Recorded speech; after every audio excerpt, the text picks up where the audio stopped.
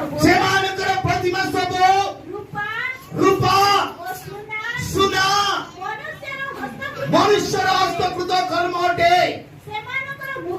ସେମାନଙ୍କର ପାଟି ଅଛି ମାତ୍ର ସେମାନେ କଥା କହନ୍ତି ନାହିଁ। କଥା କହିପାରିବେ ନାହିଁ। ସେମାନଙ୍କର ଆଖି ଅଛି ମାତ୍ର ସେମାନେ ଦେଖନ୍ତି ନାହିଁ। ସେମାନେ ମିଟି ମିଟି କରିପାରିବେ ନାହିଁ। ସେମାନଙ୍କର କର୍ଣ୍ଣ ଅଛି ସେମାନଙ୍କର କାନ ଅଛି ମାତ୍ର ସେମାନେ ଶୁଣନ୍ତି ଆମେ ଶୁଣିଲା ପରି ଭୟରେ ମାନେ ଶୁଣନ୍ତି ନାହିଁ।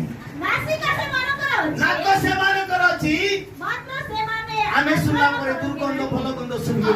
ସେମାନଙ୍କର ହସ୍ତ ସେମାନଙ୍କର ହାତ ଅଛି ସେମାନେ ଛୁଇଁ ପାରିବେ ନାହିଁ।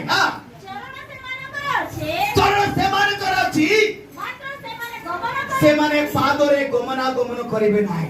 କିମ୍ବା କଣ୍ଠରେ ସେମାନେ କଥା କହନ୍ତି କଣ୍ଠରେ କୋଣରେ ସେମାନେ କଥା କହିପାରନ୍ତି ନାହିଁ। ଆମ ମୁଖ ଦ୍ୱାରା ଆସିଲା ପରି କଥା